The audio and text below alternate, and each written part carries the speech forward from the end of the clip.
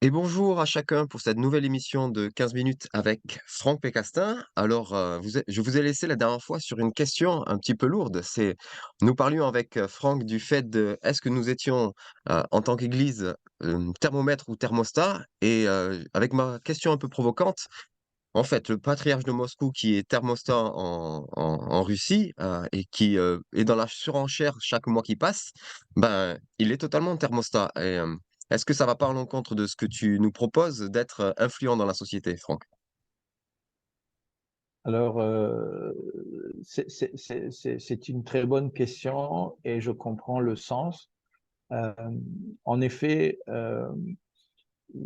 c'est pour ça que je parle je parlais, si tu te rappelles bien, de l'apôtre Paul qui va dire, ce n'est plus moi qui vis, c'est Christ qui vit en moi. Mmh. C'est-à-dire que d'abord, pour moi, il faut d'abord une transformation du cœur des gens. Euh, et pour moi, c'est pour ça que si on regarde en fait ce que Dieu appelle l'Église, ce n'est pas l'institution religieuse.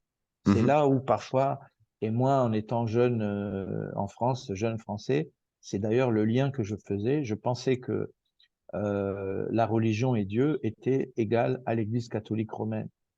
Et quand j'observais l'histoire de l'Église catholique romaine, euh, notamment sur son influence dans l'histoire de l'humanité, avec la justification à un moment donné de l'esclavage des Noirs d'Afrique, avec cette histoire de la malédiction de Cham.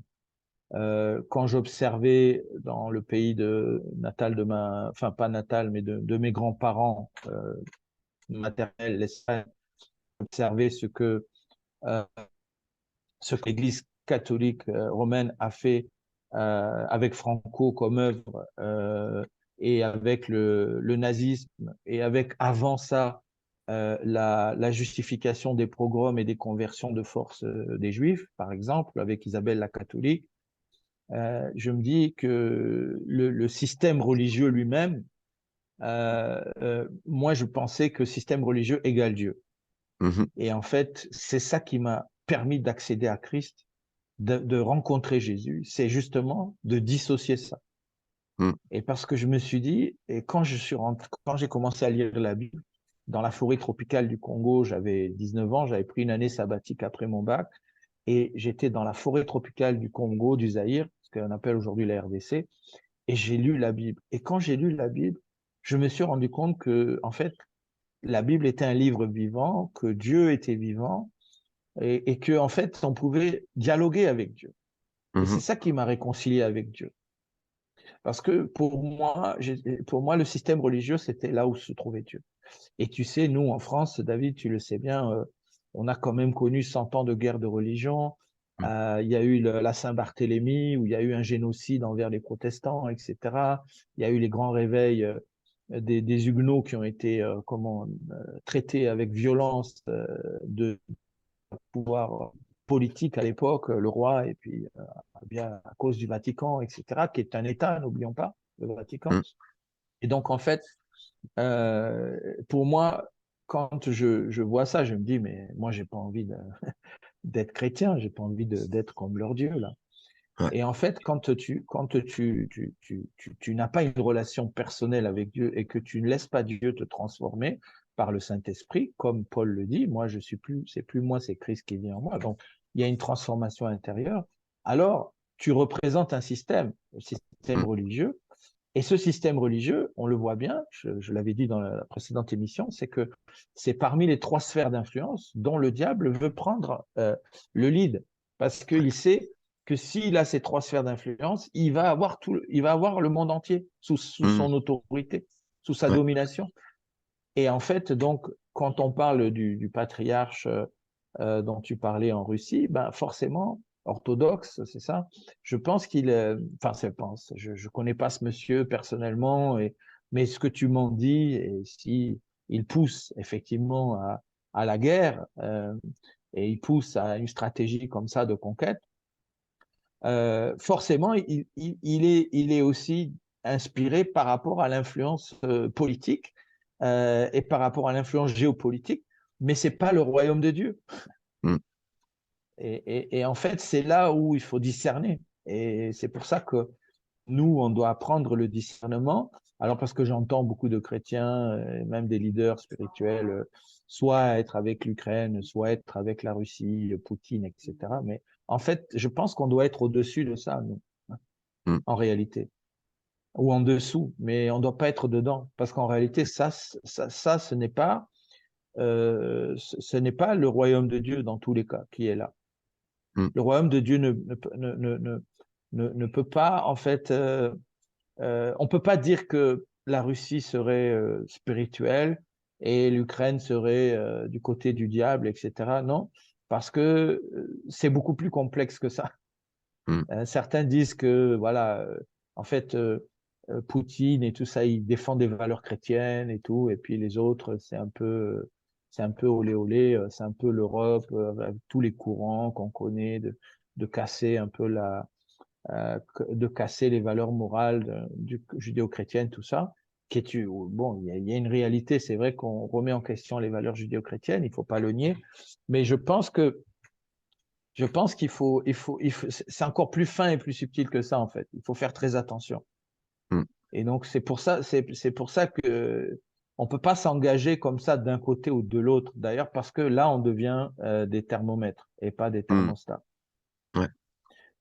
Et donc, il faut faire très attention parce que notre royaume n'est pas de ce monde malgré tout. Et même si, effectivement, parfois, et moi, ça m'est arrivé, mais de défendre certaines valeurs, mais jusqu'à une certaine limite, en fait. Oui. Pourquoi? Parce que je me dis que de toute façon, c'est pas sur terre que le royaume de Dieu va être dans sa plénitude, à part peut-être le millénium. Mais tant qu'on est là, et je l'ai dit l'autre fois, effectivement, dans l'autre émission, c'est il y a un moment où il nous fera la guerre et nous vaincra. Mmh. Et sur certains terrains, il faut accepter de perdre. Parce que si on se recouboute, euh, je ne crois pas que, en fait, Dieu se garde le jugement pour lui. Mmh mh. Et donc, quand il dit tu ne tueras point, ça c'est un débat profond d'éthique et de comportement. Parce que quand Dieu dit tu ne tueras point, on va dire que la légitime défense, c'est pas effectivement un meurtre en France, par exemple. Bon, et ce que je comprends, mais faire la guerre au nom de Dieu aujourd'hui, j'ai mis un doute en fait là-dessus. Je me dis, mais Dieu n'a pas besoin de nous pour faire la guerre. Par contre, on peut Mmh. se défendre, ça d'accord, oui. Mais aller faire la guerre, conquérir, parce que bon, quand même, il y a des mouvements, hein, je reviens au catholicisme romain pour rester dans le christianisme, mais qui a quand même fait des guerres dans la conquête en Amérique, par exemple, hein, avec Mmh. les tribus natives, les tribus indiennes d'Amérique du Sud, d'Amérique du Nord, etc. Bon, moi, je suis pas convaincu personnellement que Dieu nous demande de faire la guerre et de tuer des gens parce qu'ils pensent pas comme nous. Non, Mmh. mais il y a des gens qui pensent ça. Hein, bon, moi, je les respecte entre guillemets mais moi, je pense pas ça. Donc, ça veut dire que pour moi, il y a des limites dans notre action d'influence. Ouais. Et pour répondre un peu à ta question, et à partir de là, c'est aussi nos valeurs et nos limites qui font que on ne va pas être une église thermostat ou du moins un homme, une femme thermostat parce qu'on est dans le royaume de Dieu et dépasser certaines limites, certaines bornes. Mmh. Donc je crois que c'est là où nous devons avoir aussi quelque part un peu de retenue sur certains sujets. Et parfois, on manque de sagesse, hein, parce que sur les réseaux sociaux, on se bat souvent sur des sujets comme ça, les chrétiens entre nous. Et je trouve que ça manque un peu de sagesse parfois parce que c'est plus complexe en fait que ça. Ouais. C'est plus complexe. Merci beaucoup. Mais c'est vrai que, tu vois, il y a ce côté, où on pourrait nous reprocher parce que moi je suis comme toi, je fais partie de ceux qui souhaitent que nous soyons plus influents, que nous soyons des réponses aux crises et aux problèmes que rencontre notre société. Et en même temps, il y a ce côté, de tendance humaine, de l'homme dans le péché qui veut, influence et pouvoir. Quelle est la limite? Et en même temps, il y a aussi ce côté très européen parce que, on en parlait d'autres fois, par exemple en Afrique où tu es actuellement, où il y a pas autant de différence, entre il y a d'un côté le politique et de l'autre, la sphère religieuse et croyance, dans plusieurs pays d'Afrique, c'est naturel d'avoir un chef d'État qui soit, soit musulman, soit chrétien et du coup, j'imagine que sur place, la vision est différente et que, peut-être que justement, c'est peut-être plus facile d'être soi-même dans l'influence correcte et pas dans le contrôle ou ça reste tout aussi difficile? Alors, c'est une bonne question aussi. C'est difficile parce que tout part du cœur de l'homme, en fait. Moi, j'ai connu plusieurs chefs d'État en Afrique et certains assez proches dans l'intimité. En fait, tu sais, quand tu es dans des postures comme ça de leadership très haut niveau, enfin, au niveau de la nation, chef d'État, tu es seul. Mmh, Tu es seul et malheureusement, beaucoup de gens viennent te voir et c'est comme ça aussi dans la Bible. Hein. Quand tu es en pouvoir, quand tu es riche, tu as beaucoup d'amis. Mais quand on voit comme Job, hein, quand il perd tout, ben, les seuls amis qu'il a, il y en a trois, mais en plus, ils viennent lui expliquer qu'il a dû pécher, c'est pour ça qu'il est comme ça. Il faudrait qu'il se rende quand même. Donc, en fait, c'est, euh, c'est très difficile parce que moi, j'ai connu sans dévoiler des noms, un chef d'État notamment qui m'avait demandé de l'accompagner, de l'aider dans son leadership et dans son leadership spirituel et tout ça. Et en fait, je lui avais donné certains conseils et puis notamment chaque matin qu'il y ait un groupe de pasteurs qui viennent, qui prient avec lui, tout ça, qui lui donnent des conseils s'il y a besoin et qui voilà. Et en fait, il l'a fait et puis après, il a été très déçu parce que les gens, leur mmh, motivation, c'était de prendre de l'argent. mmh, Et en fait, là, on parle du cœur de l'homme, en fait. C'est pour ça que je dis c'est complexe, ces sujets. mmh, Parce qu'en fait, il y a une question du cœur de l'homme.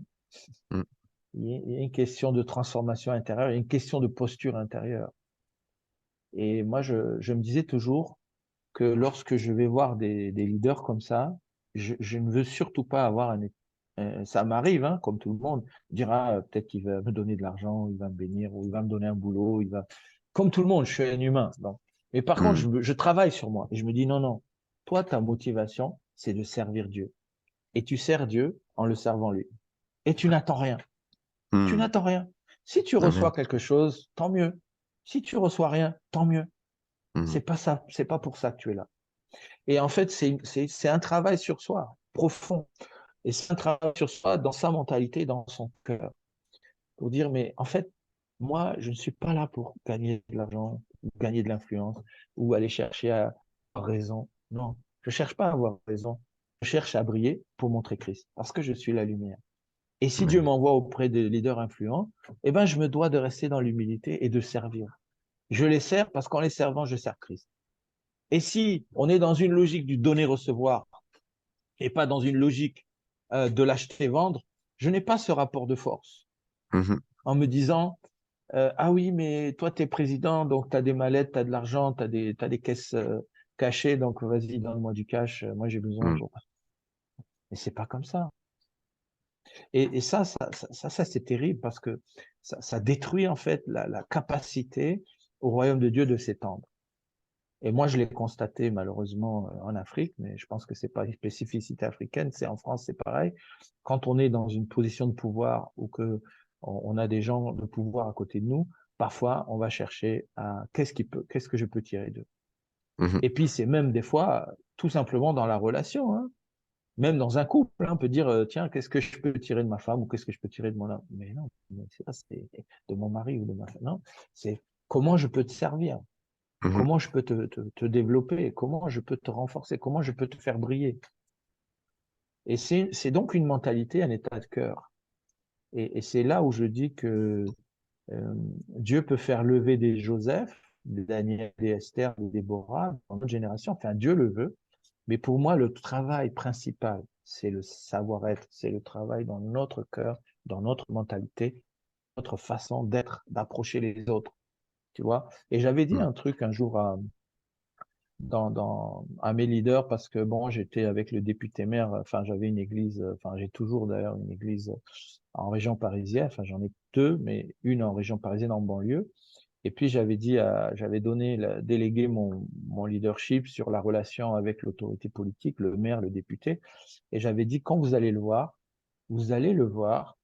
en lui disant, on est là à votre service. Qu'est-ce qu'on mmh peut faire pour vous? mh, Et quand ils sont arrivés, ils ont fait ça. Et tu sais quoi? Le maire a dit, mais c'est la première fois dans ma vie de maire, de mmh, député, qu'une association vient dans cette posture-là. mmh, Parce qu'en général, on vient toujours pour demander quelque chose, ouais, mais pas pour donner. mmh, Et donc, c'est ça la puissance de, d'être un thermostat. C'est d'aller servir, mmh, d'être au service, sans intérêt. Et Dieu fait son travail. Dieu fait son travail. Et comme il dit, hein, moi, c'est vrai que des fois, j'ai du mal aussi avec ce texte, mais c'est ne craignez pas, mmh, vous ne manquerez jamais de rien parce que vous êtes du royaume de Dieu. Donc, ne vous inquiétez pas de quoi vous serez vêtu, qu'est-ce que vous allez manger, parce que votre Père céleste sait que vous avez besoin, il pourvoira. Ça, ce sont les gens dans la mentalité du royaume du monde de Babylone. C'est l'autre mmh, royaume. Dans l'autre royaume, les gens s'inquiètent, mais vous ne vous inquiétez pas. Et cette inquiétude-là, c'est ça souvent qui change notre posture. Dire, je vais voir un président, je vais voir un milliardaire, je vais faire un bon boulot. Mais, mais arrête de t'agiter, c'est bon. Tu sers Dieu, tu es dans le royaume de Dieu, soit dans le shalom, dans la paix, la réconciliation, le pardon, soit dans le service, parce que Dieu pourvoira pleinement à tout. Bon, ça c'est amen. facile à théoriser. Après, pratiquer, j'avoue que c'est pas tous les jours facile. Mais c'est comme ça normalement. Ouais. Et beh, vraiment merci beaucoup Franck. Je suis content d'être allé, jusqu'au bout de cette discussion qui nous aura pris donc 2 émissions, mais qui je pense, devait aller jusqu'au bout pour qu'on puisse, voir ce que c'est en vrai l'influence selon le royaume de Dieu. Merci beaucoup Franck et puis, à très bientôt. Merci à toi. À bientôt. Merci David. Merci aux auditeurs. Ouais.